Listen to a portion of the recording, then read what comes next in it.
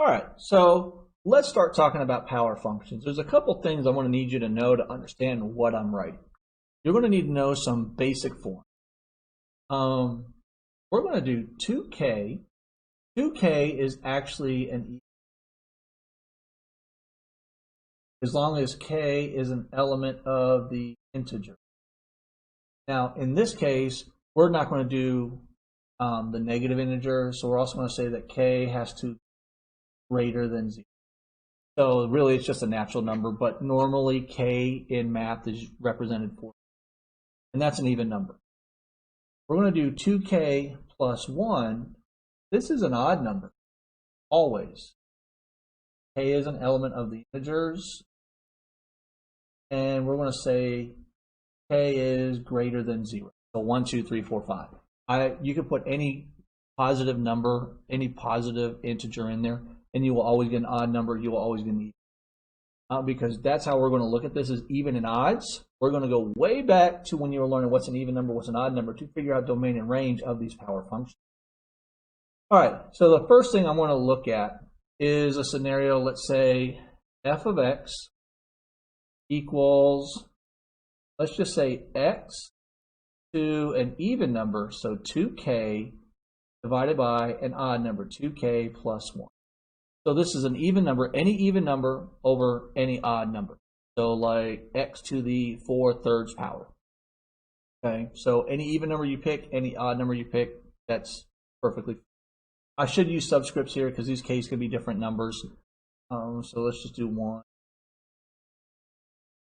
Because they can be any number. You can pick 8 here and 7 here. Doesn't matter. All right, so with an even over an odd, here's how I like to think this through. I want to do it like a thought experiment. And I'm going to rewrite this as a root. Well, my denominator is going to be my root. So this is going to be a 2k plus 1 root over x to the 2k. Sub 1 here, sub 2. So this is an odd root. Well, what I know about an odd root is I can take a positive or negative number. So this could be a positive or a negative number. Doesn't matter, because any odd root of a negative number is just that negative number. All right, but this is an even number. So let's think about domain in this situation.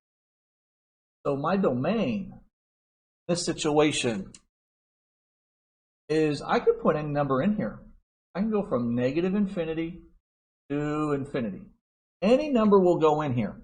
I can put negative 8 to any even power is going to be a positive number, and I can take a cube root of a positive number.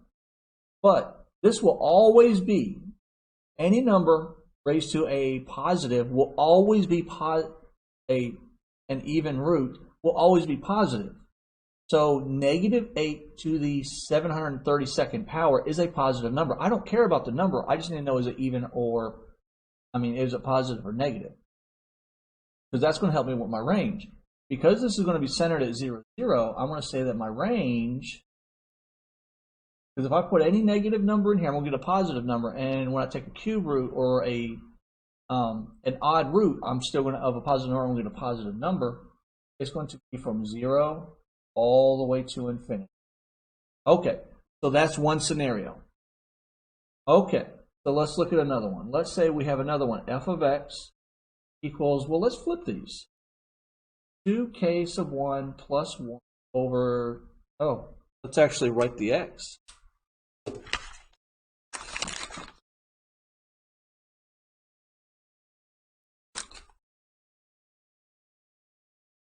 Equals x to the 2k sub 1 plus 1 over 2k sub 2. Okay, so now we have an odd number over an even number.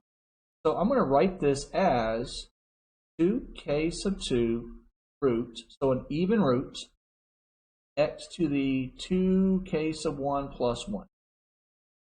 An odd number, an odd power. All right, so let's think about this. Let's think about domain and range.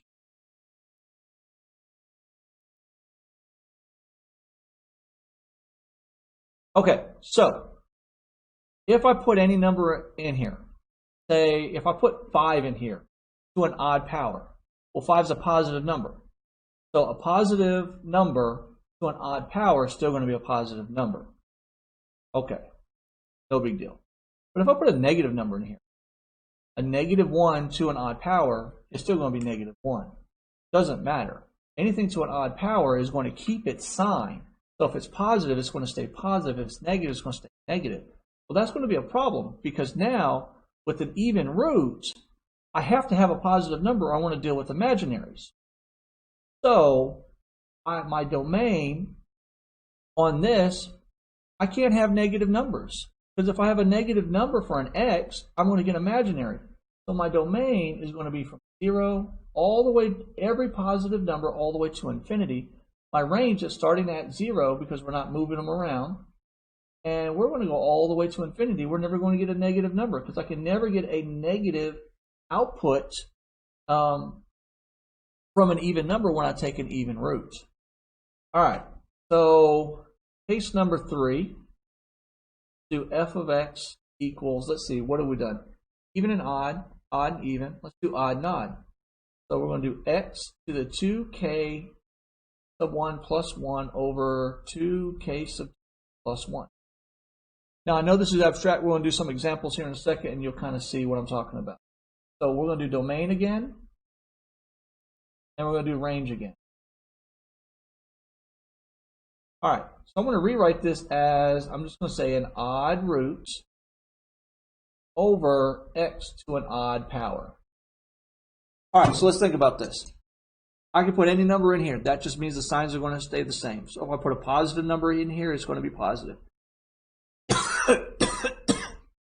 If I put a negative number in here, it's going to be negative. Done. Odd roots. Well, I can take a negative root. Negative, the odd, like, let's take the cube root of -27. That's -3. So a negative and a positive here works. So in this case, I can have any number I put in.